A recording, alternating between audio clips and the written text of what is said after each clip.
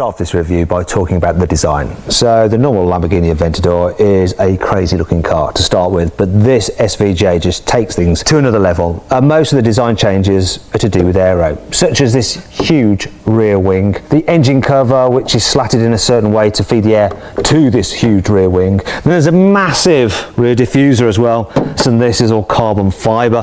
Also I like the exhaust pipes, so they're like those on the Huracan Performante, so they exit from the middle rather than being lowered down like on the standard car. And no matter where you look here, all the vents are real. Look, huge vents there for the big rear radiators. I mean, it's just a crazy looking car.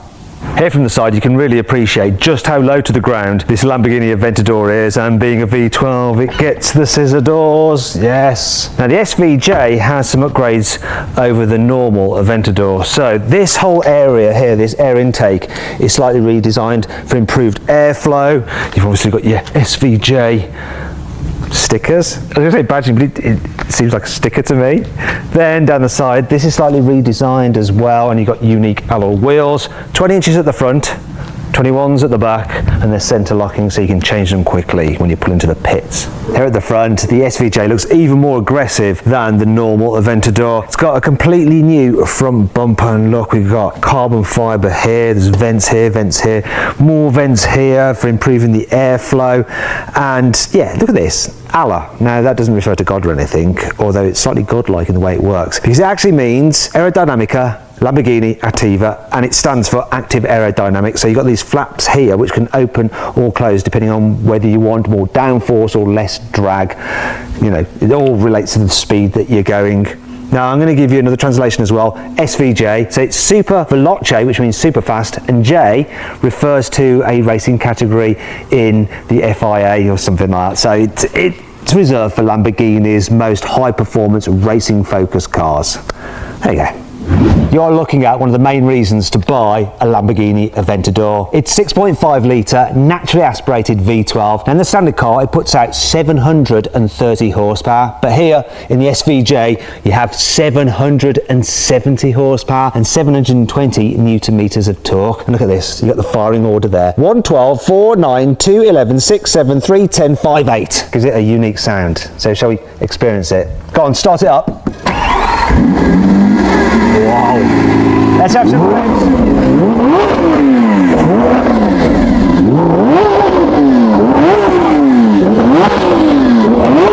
Right, stop. That's enough. You can cut it. Otherwise no one will hear me. Now this engine is mated to a 7-speed single clutch robotised manual gearbox, but it does have launch control. So let's use it. Now I'm going to launch this car to see how quick it is a little later on in this video. Before then though, there's some other things we need to look at. It's a good thing that a car with this much performance has some serious brakes on it. So the SVJ gets carbon ceramics as standard. You've got 400mm discs at the front, gripped by 6 piston calipers, 380mm at the back, gripped by 4 piston calipers. It's also got special Pirelli P0 Corsa tyres, and the tyres at the back, the cross section, 355mm. Now how will that affect the braking performance? Actually, before we do that, I've got a question for you. Why is it that tyre manufacturers do the cross section in millimetres, 355, but they actually do the diameter in inches? It's odd. Why is that? Anyway, let's do that brake test. Right, going to do a brake test from 70 miles an hour. Full emergency stop. Let's do it. Here we go. How long will it take to stop? Let's find out now.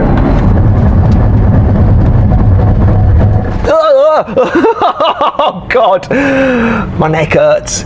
Okay, look, it stopped from 70 in 42 meters. That's very good. And it really felt like that as well, because I think I got whiplash. It's a risk doing this job, you see. You know, it's very dangerous. The SVJ has a few suspension changes over the standard Aventador. So the anti-roll bars are 50% stiffer. Also the active dampers, which let you choose between a softer and a harder setting, have been recalibrated for a more sporty drive. Don't know what that accent was all about. This car has variable ratio steering, which is designed to make it feel responsive without being twitchy at high speeds. You also get rear wheel steering, so the rear wheels will turn in the same direction as the fronts when you're going quicker to help the car turn into a corner, whereas when you're going slowly, they turn in the the opposite direction, a bit like a forklift truck, to help make it a bit more manoeuvrable. And the rear wheel steering on the SVJ is tweaked to work with the active aero to make it even more dynamic. This car has a limited slip differential on the rear axle for better corner exiting traction. Also, the four-wheel drive system has been tweaked slightly for this SVJ, so you now have 3% more torque going to the back wheels. Bet you can really feel that. Let's find out. Let's take it for a drive. Let's experience this Aventador SVJ. Oh my God. Obviously, that engine dominates the whole experience. I remember driving just the standard Aventador and it felt more cumbersome and leaden-footed than this thing. The steering is super sharp. Actually, the agility as well, the way it turns in. It's quite remarkable for such a big car like this. Oh my gosh. The rear wheel steering is definitely helping. And the suspension changes and upgrades for the SVJ. Oof. This is a visceral experience though. It's not a relaxing drive. Wow. Those gear changes, downshifts are good. The upshifts can be a bit jerky. There's a little bit of a knack to it. You sort of want to lift off when you're changing, so I'm accelerating. Hey, you can smooth them out, otherwise you're like jerking about the place. You go out the road like that. Whoa! I mean, such a thing, this. My goodness. Woohoo! Wow! When you're hitting it around, this thing, oh, it's got performance, it's got the grip. It's surprisingly agile and it does move around a bit underneath you. It feels a lot less inert than a normal Aventador. It's sort of playful, yet you still got that brilliant traction from the four-wheel drive system. Loads of grip from those huge tyres, and all the time you're being serenaded by that beautiful, beautiful engine. Sometimes though, when you're not hooning it, you're just going to want to cruise around. So I'm going to put it into Strada, which I believe is Italian for street. If it's wrong, tell me in the comments. Okay, so it's going to do its own thing now. It's still an event. You do pick up the bumps in the road, but they're not terrible. And these seats, they're actually pretty comfy. I could definitely do some miles in it. Let's put it into automatic mode for the gearbox as well. For just cruising around, it's fine. The only major problems are just the sheer size of it. It's super wide. And then there's the visibility, which is really awful, especially out that back window. But I can live with it. It's comfy enough. It's not too intrusive. It's not too hard work. What a thing. This Lamborghini feels like a proper supercar here on the inside. You've got this massive expansive dash, loads of texture to it. It's all very angled, a huge center console separating you from your passenger. You're sitting on the floor almost. And look at this little red cover for the start button. It's like the cover you'd have on the missile launcher on a fighter jet. I mean, you really do feel like you're in a cockpit right here. It's a lovely steering wheel. It's got quite a sense of occasion to it, this car. I love the huge gear shifter pedals as well, your aluminium pedals. I like the way you open the door, so you press this button here and it just lowers the window slightly, and then you pull that one and push the door up. And there's this handy handle for shutting it as well. Now this SVJ gets loads of extra carbon fibre about the place. There's Alcantara everywhere, white stitching, white piping, more Alcantara on the roof lining and more white piping and some leather here as well. Best bit, SVJ seats, like you've got SVJ logo on them there. They're carbon fibre backed and they are really comfy. You've got Alcantara on the steering wheel as well and the dead ahead marker on it. It's a really nice place to sit, it really is. But it's not that practical. There is no glove box. There are no door bins. I suppose when you open the door, things will drop out. Anyway, there are no cup holders. There's no excuse for that. I mean, where are you supposed to put your coffee? The only storage area I've found is this little net behind here. That's it. Oh, and there's a place here for your mobile phone. Let you put your mobile phone in there. Look, they're my big mobile phone. Look, this one. Won't fit. Oh, maybe it'll fit if I open it like that. There we go, yeah, that might fit now. Do you fit? Go on, fit. Fit. It fits, yeah, but still. That's a lot. And that brings me on to 5 annoying things about this car. The only luggage space you have on this car is this front boot, and its capacity is 140 litres, which is less than half of that of a Volkswagen Polo. And I'll illustrate just how small it is, because being an Italian car, you'd think you'd be able to fit a human body in here if you needed to, but can you? Let's find out. Will this shut? Will this shut? Can you fit a human body in here? No, you won't fit. Well, the graphics on the digital driver's display aren't the sharpest, they're actually all right. However, those on the central infotainment system are really washed out and blocky. I mean, check out satellite navigation. It's so slow to respond, look at this. That's because this system, I'm sure it's from the previous generation Audi A6, because obviously Audi owned Lamborghini and this car was first launched in 2011, the original Aventador, and they don't seem to have updated the main infotainment system. With a car like this, you're going to want to be able to show people the engine because it's a masterpiece. However, getting at it is a bit of a palaver. You need 2 keys and 2 people. Look, and you've got to get the keys the right way round, otherwise they won't work in the opposite lock. So put the key in there, open this hatch. See, it's finding it difficult. You're right. I'm struggling. Oh, you're under pressure. There we go. There we go. It's all right. Press this button. Go on. That's it. And try not to break it. There. Then you lift this up. Now you've got it released and carefully does it. There you go. That's right. And you need to find somewhere soft to put it. So yeah, you guys leave it on the grass. And now we can look at the engine. Finally. Actually, guys, can you put it back on? I want to just do that take again. I'm only joking. You always end up getting stones collecting in these side skirts. Got a few here already, and that's just from a few miles of driving. Also, you get leaves and twigs and road grime gathering in this radiator duct here. And then to get it, you have to remove this whole panel to be able to clean it all out.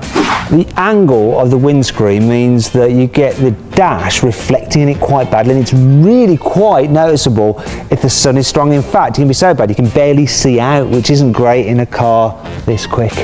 It's not all negative though. Here's 5 good things about this car. This car is almost 5 meters long, yet thanks to that rear wheel steering, it's got the turning circle of a Volkswagen Golf. This plaque here shows that this car is one of 900, and because the SVJ is a limited run car, it should hold its value well, which is handy when the starting price is £360,000. Now if you're thinking about buying or selling your car and you want to make sure you get a fair price for it, click on the pop-out banner up there to go to CarWow. Alternatively, just simply Google "Help Me CarWow" and my team and I will help you choose the right car for you and get it for a fair price from one of our trusted dealers. Or we'll help you sell your car and get a fair price from one of our trusted dealers. This car uses airflow to help it steer, a bit like a plane. You see the air goes in there and spreads along the wing and can exit through these vents underneath, but the car can shut off either side of the wing so the air can't escape, and that helps it turn into corners. It's all very clever. The use of various bits of carbon fibre and carbon ceramic brakes help reduce the weight of the normal Aventador by 50 kilos, so this thing weighs in at 1,525 kilograms. The titanium exhaust has reduced back pressure, and when you combine that with a lightweight flywheel, you get an engine that can rev quicker than in the normal Aventador. And in case you're wondering, this car's top speed is over 219 miles an hour. This big bad Lambo is supposed to do 0 to 60 in 2.8 seconds. But what will it do? I'm going to use my specialist timing gear here to measure it. I know these launch in such a brutal way. Oh, I feel so bad for the mechanics on the car because it just drops its clutch, and yeah, let's see what happens. Let's do it.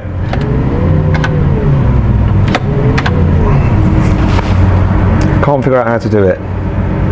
Corsa, ESC off. There we go.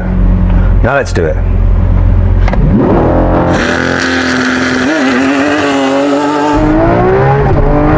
The gear changes hard. 3.07. What's the quarter mile? 10.8. It was a bit of a stuttery launch. But it's so bad for the car. That single clutch dropped. The wheels spin a bit, and depending on your traction levels, that's your 2/10 right there. Do I think it can do 2.8? Yes, it can if you get a slightly better launch, but I'm not doing it again because I just have too much mechanical sympathy. Now, electric cars, the way they launch and push you back in your seat is incredible, but there's something about this, the way all that energy just goes to the drivetrain, the way you get those jolts when it changes gear, the noise, that of the engine. Oh, it's just so much, and your senses struggle to just take it all in, that it all just becomes a bit of a blur. Now, if you want to see another car actually launch quicker than this, put a link to it there. Click in the top right hand corner of the screen there on the pop-out banner. You can see what the car is and what the time is.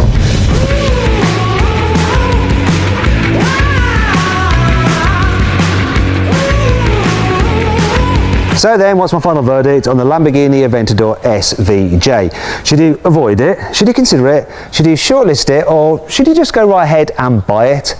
Well, I'm going to ask this guy here, what do you reckon we should do? Buy it. He would say that. He did actually buy it. He's the owner. His name's Phil Hine, and you can follow him on Instagram down below in the description to say thanks, you know, for lending us this car. I reckon you should actually avoid it.